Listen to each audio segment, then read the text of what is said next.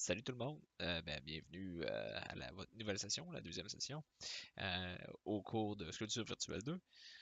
Puis, j'ai l'immense honneur de vous donner ce cours-là. Aujourd'hui, le premier vidéo va tirer sur l'interface. Dans le fond, je vais m'assurer que vous sachiez un peu comment j'ai placé mon interface à la base. Il est un petit peu désordonné présentement, mais c'est pas grave justement parce que c'est mon but, c'est de monter une interface qui fait du sens. Fait que je vais commencer tout de suite.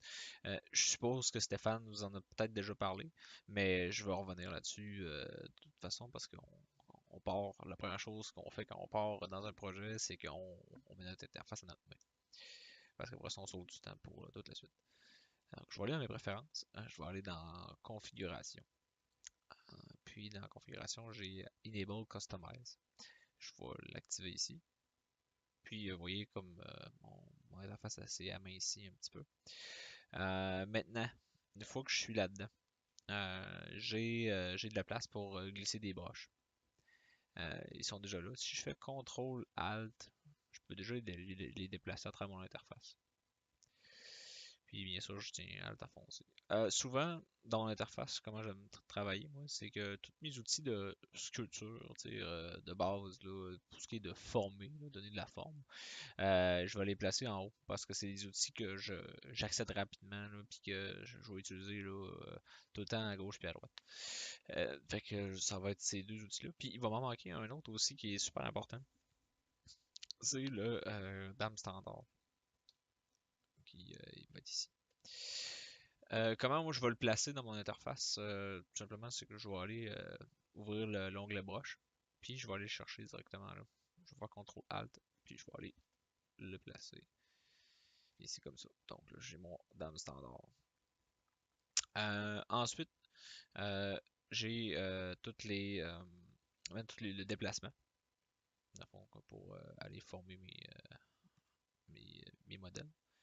Euh, Puis j'ai aussi ça ici, ce que je vais garder plus en bas, c'est les broches utilitaires, donc morph, que je vais vous montrer en tas de yeux à quoi ça sert. Spirale, lui, je vais le plus l'amener au niveau des déformations.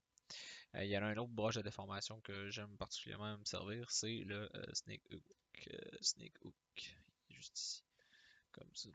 Donc je vais aller dans la broche, je vais aller chercher CTRL ALT, puis je vais l'installer dans mes déformations.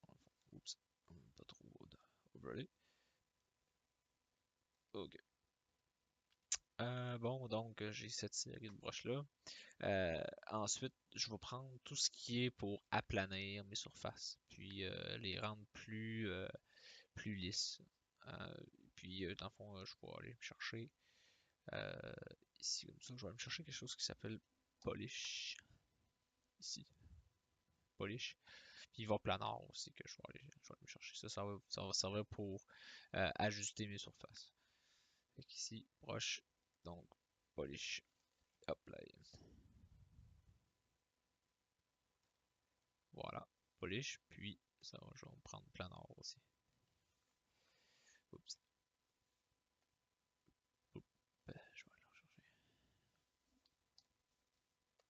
Voilà. Donc, ici, mon ami. Hop.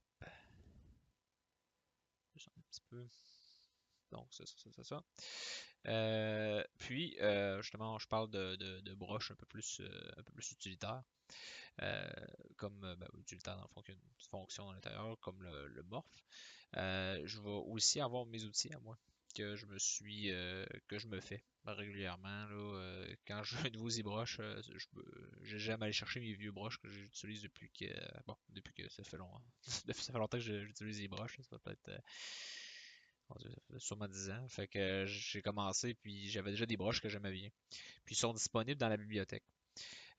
Lorsque vous allez dans 4R8, puis vous allez dans euh, donc ZBrushes, vous avez ici toute la liste des broches qui ont existé dans ZBrush. Ils sont pas loadés nécessairement automatiquement, mais c'est sûr que à chaque fois que ZBrush développe des nouveaux features, développe des nouveaux broches, ben, il va aller sauvegarder dans il va aller sauvegarder dans son répertoire de ZBrush, les anciennes broches, dans le fond. Fait que ils sont jamais perdus. Si jamais une année ZBrush change de version, puis vous avez mis telle broche, ben, ils sont toujours là. Puis justement, moi, ça m'amène à mes slash. Moi, c'est quelque chose que j'aime beaucoup travailler avec les slash. Ça me fait des cotes assez solides. Puis le slash 1. Le slash 1 ici, comme ça.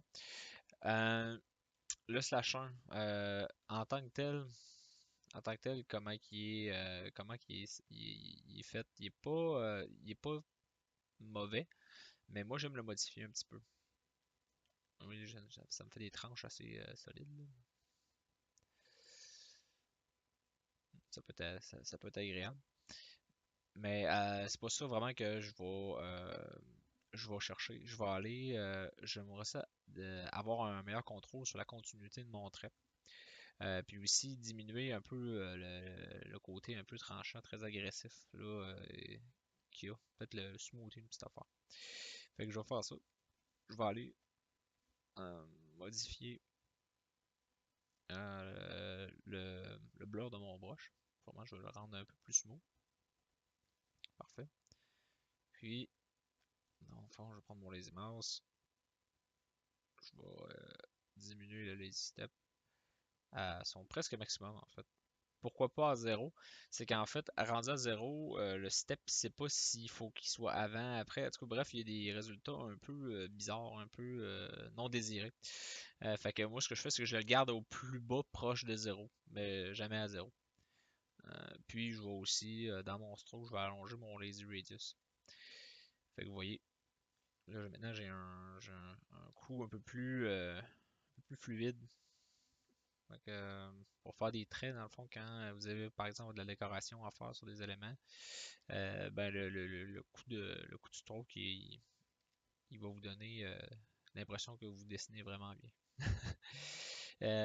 Puis dans le fond, ça, vous allez pouvoir jouer avec le lazy radius par rapport à ça. Donc ça peut être bien pratique justement si je veux, par exemple, j'ai à faire je sais pas, genre une bordure de l'arbre de grand-mère, par exemple, là, qui est cousue. Là. Ben, puis vous voulez comme aller rechercher un peu plus de bordure, ben, cette broche-là, il est le fun pour ça. Ça va vous donner quelque chose d'assez continu. T'sais. Puis, ouais, c'est ça, de constant, comme on aime. C'est sûr que il n'y a pas de secret là, quand on sculpte, il faut quand même avoir un certain contrôle du coup de crayon qu'on fait. Là. On peut pas le faire n'importe comment. Là. Mais vous voyez le petit bump là, ici là, que je suis en train de créer, là, il est intéressant. Fait que, c'est des détails, là, mais vous allez voir dans la sculpture, à un certain point, c'est bien important d'être têteux. Ok, donc ça ici, c'est mon brush. Une fois qu'il est fait, je peux aller sauvegarder. Je vais faire Save As, puis je vais aller dans ZBrush, mais non, je vais aller dans ZStartup. Et c'est comme ça. Puis je vais aller dans Brush Preset. Puis dans Brush Preset, je vais avoir JM, je vais l'appeler, moi j'ai toujours appelé mon couteau parce que je trouve que ça agit comme une lame, là. C'est vraiment c'est précis, là, puis j'ai un trait constant puis précis, fait que j'aime vraiment ça. Il y a celui-là que j'aime bien. Sinon, il y a un autre slash aussi que moi j'aime. Lui, bien sûr, je vais aller le sauvegarder, je vais aller le draguer dans mon interface parce qu'il va faire partie de mes broches. Oh, il est déjà là. Ah, non, ça, il est déjà là. Il va faire partie de mes broches spécialisées. Il est apparu à 3 endroits en même temps. Bye bye. Oh, je le tosse. Voilà. Bon. Maintenant, vous savez aussi comment enlever les broches de l'interface. Euh, donc, ici, j'ai ma rangée. Puis, je vais aller me chercher une autre broche de slash. Puis, dans ce dossier-là. J'ai slash 2 aussi que j'aime bien. Slash 2, par défaut, il est pas terrible, terrible. Là, dans le sens qu'il il est pas. Ben, il est pas terrible. Il est pas si pire que ça. Là, ça fait une bordure. Donc, faut faire des formes intéressantes. Mais encore là, souvent, je trouve qu'il est un petit peu trop franc. Fait que j'aime mieux le smoother un peu. Fait que je vais aller lui donner un petit peu de blur. comme ça ici, puis le même traitement que mon autre brush. Je vais descendre mon lazy step à très très bas. Puis là, ça va me donner un brush un peu plus constant. Vous allez remarquer ici, dans mon interface, j'ai Use Tablet. OK. Rapide d'accéder. Comment je suis allé le chercher? Je suis allé le chercher par l'onglet de tablette ici. Puis j'ai simplement avec CTRL ALT, j'ai dragué mon bouton. J'aime ça m'en servir parce que justement, de temps en temps, quand je vais avoir un résultat qui est très consistant, là, j'aime ça le décocher. Comme ça, ma sensibilité de tablette graphique, elle n'interfère pas sur la puissance du stroke. Fait que du coup, si jamais j'ai de quoi d'un peu plus hard surface, de quoi d'un peu plus régulier, ben, tu sais, je me mets une intensité qui fait du sens. Puis là, je peux faire mon tracé, puis j'ai même me soucier de la constance, dans le fond, que j'ai à avoir avec mon coup de crayon, avec ma pression. La pression d'une tablette graphique, c'est un peu à deux tranchants, dans le sens que, euh, dans le sens que euh, c'est que si tu jitter un peu, si tu brasses un petit peu pendant que tu fais ton stroke, il va y avoir une irrégularité qui va se créer. Ça peut être un résultat désiré comme non. Fait que dans le fond, il faut faire comme des choix là-dessus, là, savoir si on est prêt à vivre avec ça ou si ça fit avec ce qu'on est en train de faire. Comme moi, de la couture, dans le fond, à la limite, ça peut le faire, là, mais si je m'en viens justement à faire, par exemple, bon, ben, une armure futuristique, là, ben, puis je vais avoir des traits sur la surface, il faut que ça ait l'air comme fait quasiment vers une machine, ben, c'est mieux d'enlever cette espèce de sensibilité-là qui donne un côté un peu plus naturel, un peu plus organique, un peu plus irrégulier. Fait que dans le fond, c'est pour ça que j'ai ce bouton-là, ici. Euh, Juste à côté, j'ai Backface Mask aussi. Tout simplement, parce que Backface Mask, si peut-être que ça vous est arrivé, c'est par exemple, je vais aller chercher la manche ici de mon veston. Ok. Puis, je fais quelque chose de très agressif, là, mettons, une grosse intensité. Là.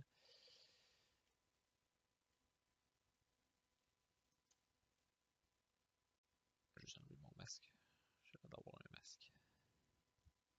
Bon.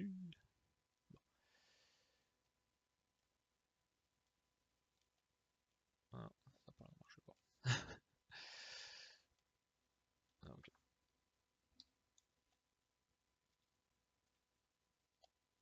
Bon, parfait. Wow. Oh, c'est ma tablette graphique, je pense qu'il y a de la misère un peu.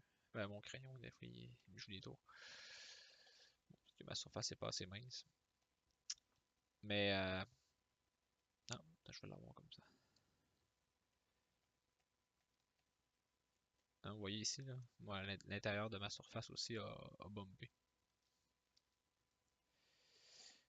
Si par contre j'ai Backface Mask d'activer, j'arrive pour dessiner, ben jamais que voyons, l'effet il ira pas de l'autre côté. Fait que ça peut être vraiment intéressant si vous travaillez par exemple sur des choses très minces, là, des ailes de papillon, des ailes de chauve-souris, des feuilles, des feuilles d'arbres, genre des parchemins, des choses du genre. Là. Si vous avez à travailler sur de quoi de mince, là, puis vous voulez pas affecter de l'autre côté, ben, vous pouvez utiliser cette fonction-là aussi. C'est pour ça que j'ai tout le temps pas très loin, moi. Alt Brush Size, ici que moi, je suis allé me placer. Je vais juste finir de placer mon slash ici. Yep, comme ça. Puis bon, il y aurait d'autres brushes que je pourrais rajouter au fur et à mesure, mais pour l'instant, je pense que c'est bon. Donc, ce que je vais faire, c'est que je vais juste fermer mon interface. Dans le fond, une fois que j'ai terminé, je m'en vais dans config. Je fais Save UI. Ça va ici. Bon, pas nécessairement la meilleure place, mais bon. Euh, donc, une fois que c'est fait, je décoche Enable Customize. Boum. Je retombe à la taille régulière de mon interface. Donc, euh, ensuite, ensuite, j'ai donc Alt Brush Size ici. Euh, je vais circuler un petit peu.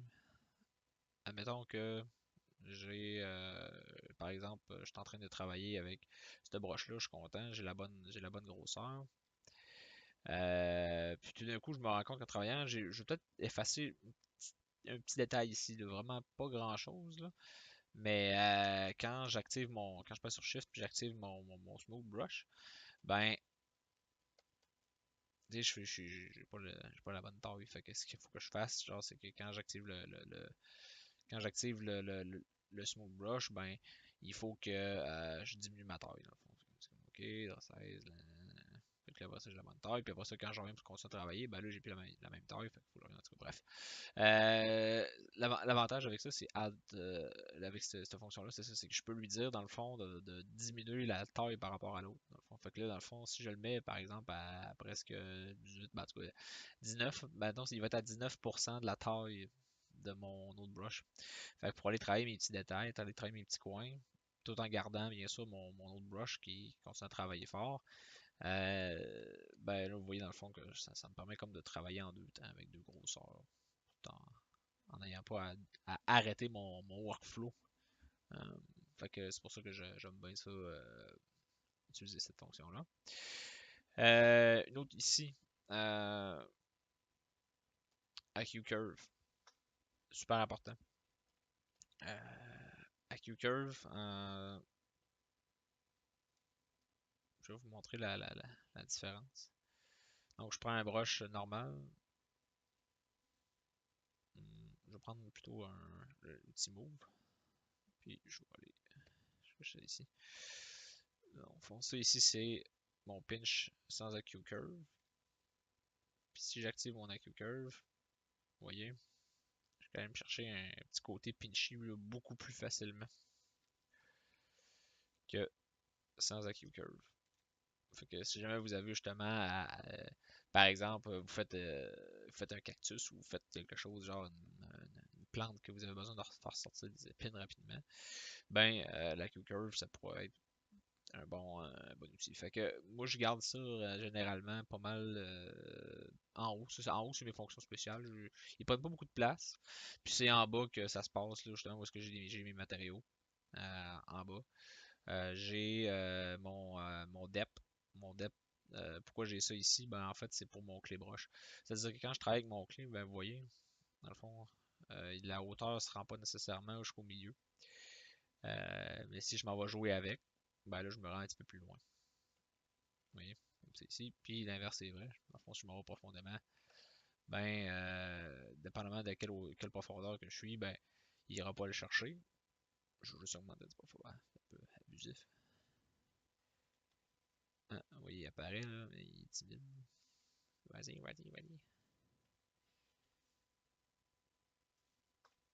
Bon, ici comme ça. Dans le fond, il est pas libre, je cherche en profondeur. Comme le build-up aussi. Le build-up va fonctionner sur le même principe. Ah, je suis pas capable de sélectionner. C'est bon ça. Ok. Ça doit être le placement dans l'interface qui a fait ça. Clé build-up. Ici. Puis si je m'en vais jouer avec ma curve ici. Vous voyez là la profondeur du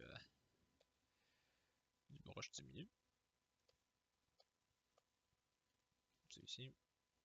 Si je le mets vraiment profond, ben là il va juste aller chercher dans les cavités. Là, vous voyez, là. Ça peut être utile là, si jamais vous avez à sculpter de la mousse dans une craque de ciment ou chose du genre. Fait que c'est ça. Fait que ça, je l'ai toujours pas loin. Puis j'ai ma lumière aussi. Si bien sûr j'ai une lumière, j'ai un matériel qui prend la lumière dynamique.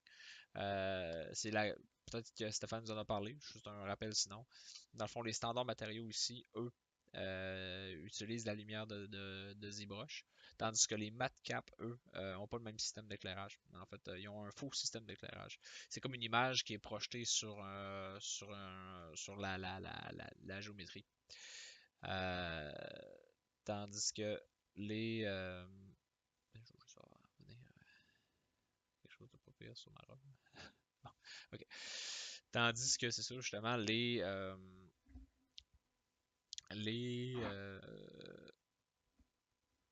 c'est ça, les matériaux ici comme ça, les matériaux matcap, eux, vont vont être comme une espèce d'image projetée, tandis que les matériaux comme Basic, Skin, tous les matériaux standards, eux, vont utiliser le système d'éclairage de ZBrush. Fait que regardez qu'est-ce qui se passe quand je déplace ma lumière. Hop, comme ça. Euh, c'est quoi, s'il y en a un qui est meilleur que l'autre, je dirais que si, admettons, on a vraiment un travail là, très précis à faire, là, puis on a besoin de regarder beaucoup la surface, dans beaucoup l'éclairage, je pense que les matériaux standards donnent plus leur juste, dans le fond, sur qu'est-ce que ça pourrait avoir de l'air dans un rendu là, comme un rendu extérieur, là, mettons, pour le rendre dans V-Ray ou le rendre dans. Je pense que c'est un peu plus accurate. Par contre, je pense qu'au niveau du mixing, tu sais, quand vous faites des rendus des modèles dans ZBrush, juste à titre démonstratif, admettons, vous avez votre client et vous voulez lui montrer un peu les progrès dans votre produit, ben, n'hésitez pas genre de jouer avec ces matériaux-là, puis comme Stéphane nous a montré, là, de les mixer après ça dans Photoshop. Tu sais, vous sortez des passes, puis vous faites des petits blends, là, on a fait ça souvent, moi puis lui, là, à l'époque, puis ça marchait bien. Fait que ça, c'est pour les matériaux. Puis là, je voyais, j'en ai trois, mais tu sais, je pourrais en avoir là, vraiment plus. Là, comme, tu sais, il y en a des nouveaux qui ont mis par défaut dans 4R8. Euh, dans le fond, je peux aller les chercher ici comme ça. Puis, justement, lui, le green metallic, je l'aime bien. Fait que je vais me remettre en mode Enable Customize. Puis, je vais aller chercher les matériaux. Voilà. Boom. Puis, je peux m'en rajouter tant que je veux. Ouais, je vais faire ça ici. Puis Save UI, oui, puis Store Config, ça je l'ai pas dit, c'est vrai. Très important. Pour garder la même configuration, lorsqu'on ouvre ZBrush, on fait Store Config, oui. Puis si on a sauvegardé les brushes custom que vous vous êtes faites, si vous les sauvegardez dans le folder, puis vous avez fait Store Config, lorsque vous allez ouvrir ZBrush, ils vont être là encore. Du moins, ils sont supposés être là. Good. Donc ça c'est ici, ça c'est pour l'interface, les broches, les matériaux. Pour ce qui est de la section en bas, donc si je vous ai montré en profondeur, je vous ai montré qu'on pouvait gérer l'éclairage de nos modèles. Ensuite, euh, une des plus grosses nouveautés dans ZBrush 4R8, puis ça je vais vous le montrer tout de suite, c'est le déplacement. Parce que comme vous voyez, dans le fond, ça c'est probablement transpose, c'est ce que Stéphane il vous a montré pour déplacer les objets. Bon, ça peut avoir l'air bizarre pour certains, puis le monde, les vrais gens de 3D, quand ils voient ça, ils font comme tout ah, pourquoi il n'y a pas de gizmo, puis nanana. Moi, je me suis bien accoutumé à ça, puis honnêtement, je vois beaucoup d'utilité à avoir une espèce de gizmo linéaire comme ça qu'on peut faire spawner, puis qu'on peut changer.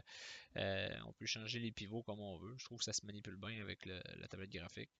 Mais ils ont décidé de rajouter le gizmo 3D dans le fond. Ce qui est une bonne chose quand même. Là, si on a à faire une scène où est-ce qu'il y a un peu plus d'organisation, mettons on fait le moteur d'un char ou on fait. Ben, probablement que ça serait une bonne alternative. Là. Fait que tous les modes de déplacement traditionnels sont là. Puis, bon, ici on peut le barrer, on peut resetter l'orientation du mesh, on peut,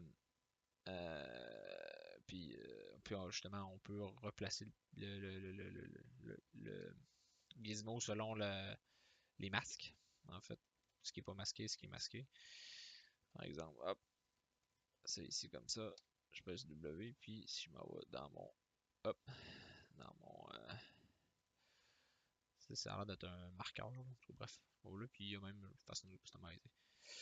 Fait que c'est ça, puis ce qui est le fun, c'est que ça ici, ben, on peut le désactiver, le réactiver comme on veut. C'est pas. Les ZBrush, ils sont. Ouais, parce que Pixologic, quand ils développent leur logiciel, j'ai trouvé wise parce qu'ils détruisent jamais ce qui est présent. Ils font juste le tasser des fois ou le replacer ailleurs, là, mais tout ce qui est dedans, là, habituellement, ils ne changent pas. Fait que bref, ça maintenant c'est le gros nouveau dans mon interface de base là, depuis 4.8, c'est que c'est ce bouton-là. Mais il y a bien d'autres choses que je vais vous montrer pendant le cours, mais on va commencer par la base. Donc ici, toutes les manipulations du document, je garde pas loin. Des fois, j'aime ça zoomer out, regarder le pixelisé, pas beau, qu'est-ce que ça donne. Actual, si jamais je sors par accident. Solo, ça c'est sûr que si j'ai besoin de travailler sur un objet en particulier, c'est sûr que j'aime l'activer. Local symétrie. Local symétrie, oui. Ça, c'est surtout comme j'ai montré à déjà du monde, mais que je peux vous le montrer. La différence entre local symétrie, c'est que quand là, je fais des scales avec transpose, vous voyez, il fait selon le centre de mon pivot. Mais si je le fais pas avec local symétrie, ce qui arrive, c'est qu'il fait selon le centre de l'univers. Fait que c'est deux points de scale différents. Deux pivots de scale différents. Fait que c'est bien important lorsque vous travaillez par exemple les proportions de quelque chose euh, de pouvoir bien scaler. Donc il y a ça. J'ai bon les polyframes bien sûr, activer la perspective pour changer justement mon orientation. Puis ça vous le savez déjà, c'est ZIAD, Density, tout ça, mais je laisse pas mal à ces endroits-là. Grosso modo, c'est pas mal ça mon interface pour ZBrush. Euh, Maintenant, je vais commencer à vous montrer d'autres, maintenant des fonctions plus spécifiques dans ZBrush.